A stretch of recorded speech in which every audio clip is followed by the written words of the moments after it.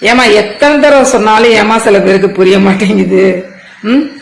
முதல் மனைவி இருக்கும் போதே இரண்டாவதா ஒருத்தர் உங்களை தேடி வர்றாங்க அப்படின்னா முதல்ல அவங்க சொல்லக்கூடிய டயலாக்கே, உன்ன மாதிரி ஒருத்தி என் வாழ்க்கையில வந்திருந்தா, நீயே எனக்கு வாழ்க்கையில முன்னையே கிடைச்சிருந்தா அப்படின்னு சொல்லி ஆரம்பிப்பாங்க. அங்க அவங்களுக்கு என்னென்ன கிடைக்கலையோ அதெல்லாம் உங்ககிட்ட இருந்து வாங்கிக்குவாங்க.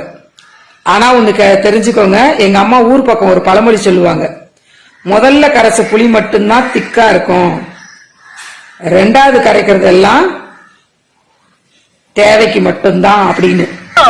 பரமரத்து கீழே உட்கார்ந்து பாலை குடிச்சாலும் பாக்குறவங்க கல்லுன்னு சொல்லுவாங்க தெரியுமல்ல. அதை ஏன்டா பரமரத்து கீழே வச்சு குடிக்கிறீங்க? பக்கத்து தெருவில் வச்சு குடிக்க வேண்டியது. நீங்க தேவதையா தெரிஞ்சிருப்பீங்க, இப்ப ஊருக்கெல்லாம் நீங்க யாரா தெரியுறீங்க?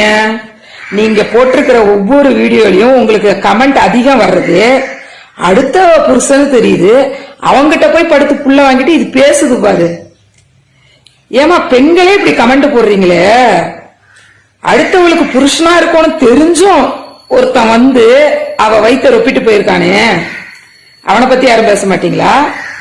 இல்ல இதெல்லாம் என்ன அப்படியே ஓவர் நைட்ல நடந்து முடிஞ்சிருச்சா? தம்பி, என் வைத்தியத்துக்கு கட்டுப்படாத இந்த வியாதி நீ விரல வச்சதும் உடனே நின்னு போச்சுதே.